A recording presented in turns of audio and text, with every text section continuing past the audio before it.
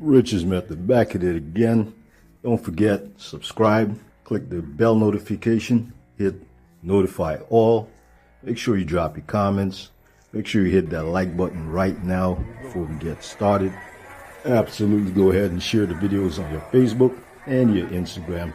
For my travelers, I highly recommend that you get the ebook and audiobooks on travel, safety, and dating. And for those who want to live abroad, get the cheat sheet to financial freedom and the good life, how to live or slow travel abroad. Available for instant download. All the links are also in the description below. So let's go.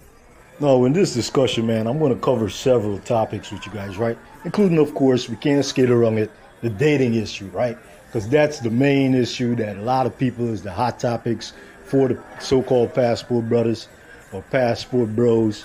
We're going to cover that. We can cover finances. We can cover a lot of things. But of course, first, let's kind of discuss a little bit what is a passport bro for the people who haven't really heard about it, right? So unfortunately, that kind of topic description keeps kind of moving and changing. What do I mean by this? For people who are for or against the supposed passport bros, there's a lot of descriptions of what they are. Some people say, a passport bro is only a black man, right? Some people say passport bro is just a generic bro where it's like men in general, no matter what race you are. Other people say, passport bros are only guys who are going abroad to specifically have, intimate interactions with females of other cultures, right? Others say it's only brothers or men who are going abroad specifically to find wives of other cultures. They're tired of the European and the westernized mentality of women. So it keeps changing. Somewhere in between, there might be a description adding up in a mixed way some of the things I just mentioned, right? So for you guys who didn't really know what that's about, that's what it's about. There's a set of people who have passports saying, I don't think I can find or want what is available to me where I live. I'm going to seek it abroad and live where I am, or I'm going to say F this place in general where I live. I'm going to use my passport. I'm going to start over a fresh new life and look for a fresh new wife or a fresh new girlfriend or a fresh new situationship in another country. Now, you guys are free to drop down below in a respectful way to other people what you really think your description of passport bro is. If you've, encountered this before, if you give it some thought, if you've seen the controversy, because these days we got, we even got comedians now.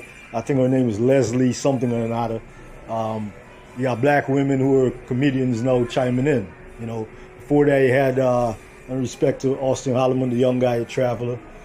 He had a controversy with him in Brazil. For those who don't know, you could just put in his name, Austin Holloman, on YouTube. It'll pop up. He had a little controversy, considered himself at one point a passport bro. And then a few guys did some stuff that weren't too great, and he disassociated himself from that name, right? So you got a lot behind it. No, it's a person who was first born in another country, then went to the United States and as a U.S. citizen, who then also moved back out to the country and haven't lived in the country for years. I'm just going to give my perspective of what I see when I travel. And I'll let you guys tell me whether or not you think these passport bros, whatever definition you give them, are they winning or are they losing? All right? All right, so the first two items I'm actually going to cover both fall into the category of quality of life, right? Now, for the most part, everybody who watch my channel, all of you guys are pretty much going to be from North America, with a couple people from Europe. And I don't really remember seeing in my Google statistics a whole lot of Australians, right? But the likelihood is if you guys are considering travel or living abroad, you're going to be from one of those countries, right? In those regions. And the truth is, those countries right now are the dominant financial countries in the world. Europe, North America, Australia. And the likelihood is, if you're going to travel or live in another country across the world, most of those countries, your currency is just going to be able to multiply and buy you more for the most part. I mean, if you go to Panama, you can be 1-to-1 with the US dollar, but we're not talking about exceptions here. We're talking about the general rule. And that means that your quality of life when it comes to what you can buy, your lifestyle, your standard of living, it's probably going to get you more and better. So what does that enable me to do? Well, that rolls into the second part of this lifestyle, right? My standard of living. I'm able to be automatically in better neighborhoods, buy better quality food, access to better quality health care. Just the main things. I'm able to have a little bit more fun when it comes to going out on a date or partying a little bit more or having a drink somewhere, right? So these two things already are impacted automatically. Well, 3 or 4 things, and there's probably a few other things I could think in there, but I've done dental work in Colombia. I've done dental work in Dominican Republic. I've partied in all of those places, and I know my money stretches further, and I've absolutely equaled or increased my standard of living, depending on how I wanted to live many times. Other times I kept it the same to save money, right? But the bottom line is you could do more with less, right? Or you can just do more with what you have already. So let's go a little bit more into that second part, which is your health, right? Health care, access to health care, access to healthy foods, right? So we all know, especially if you're from America, for you to go and shop for healthy items like in Whole Foods in America is extremely expensive. But all the crappy foods, processed foods, foods with a lot of sugars, salts, foods in bottles and cans, they're extremely cheap, right? Because they mix them with a lot of chemicals, they produce them with the cheapest stuff, and you're living a more latent life in many of these North American and European countries. And also because of weather. You have 4 seasons. For about 6 months out of the year, it's cold, depending on where you live. Some places longer, right? And yeah, let's face it, also advancement, right? You got advancement in technology. So you're driving your car more, you sit at your desk more, you take the elevator instead of the stairs, you take the escalator instead of the stairs. So you're living a more latent lifestyle.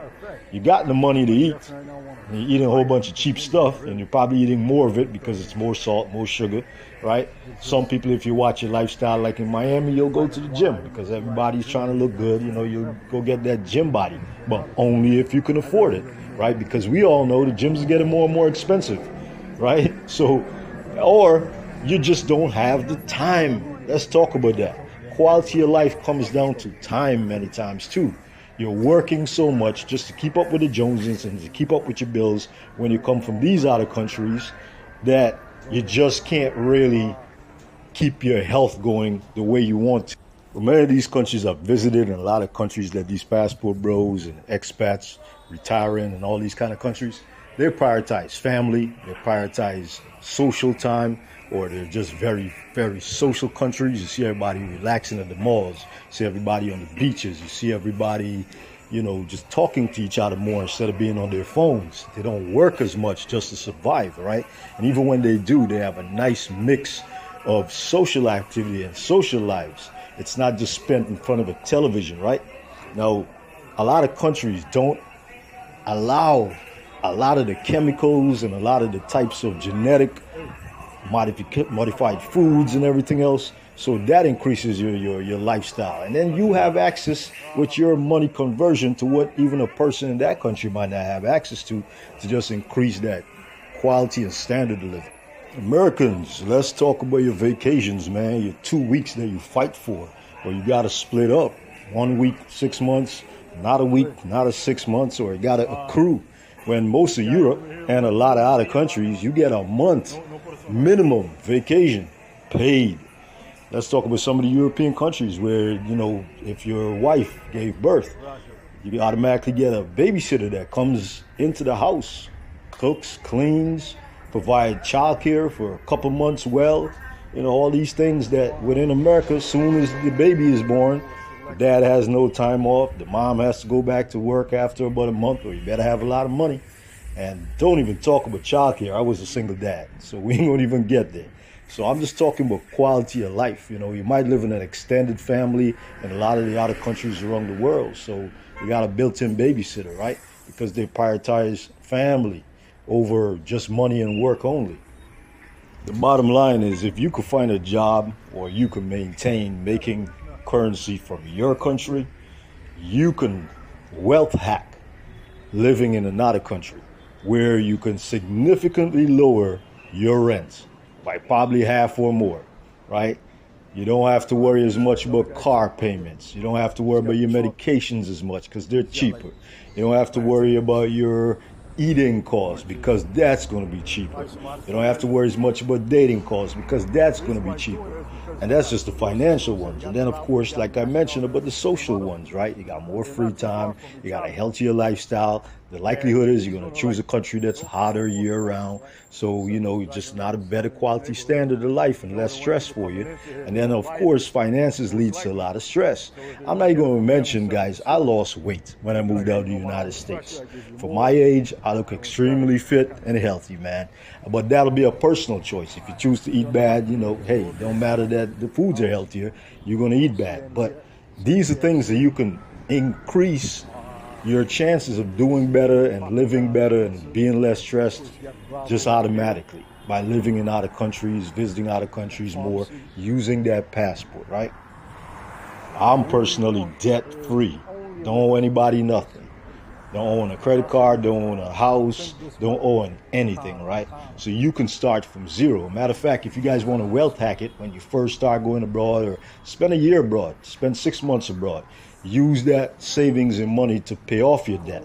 Use your extra money to invest in the stock market. You know, if we go through a recession, where would you want to be, right? You want to be on a good side. Right now, you got a lot of inflation in the United States, gas prices, food prices. Yeah, the government is controlling it, but it's still high. I'm sure your average person, you guys are complaining, right? You're not saying, oh, yeah, because they told you it dropped a little bit, that everything around you is now cheaper or went back to before the cough. So, and inflation is part of the economic system in every country. It's going to continue to rise. They just want to keep it at a certain amount of rising per year. I'm sure you guys have heard the term variety is the spice of life. The truth is, man, the more you travel, the more you experience cultures, people, places, you increase your knowledge, you increase the variety of things changing in your life, the boredom, the depression, that stuff that normally is bred out of stresses and repetition and harder lifestyles. You lose that, right? So variety. People underestimate what you can learn when you go abroad, when you interact with different people, when you have to encounter different languages, how much you can grow from that. That's really underestimated and no one talks about that part of it, right? To be able to see how other people live and say, you know what, maybe this one in this country is better for me than this other one over there. Oh, wait, these people normally eat this way. Oh, these people party this way. Oh, they dance this way. Maybe some of that is beneficial for me. And that's what I want in my life versus what I've only experienced and knew and was told to me that that's the better way. Now for the icing on the cake, dating. When your personality increases, when you've grown as a person, when you've worked on who you are, when you've experienced life and become a more interesting individual, your finances are better, you're eating better, you're less stressed, you're looking good. Guess what? There goes more opportunities for you to match with someone, to be able to find what you're looking for. And no, you're exotic. They don't see you every day. You're now out of place, not the common.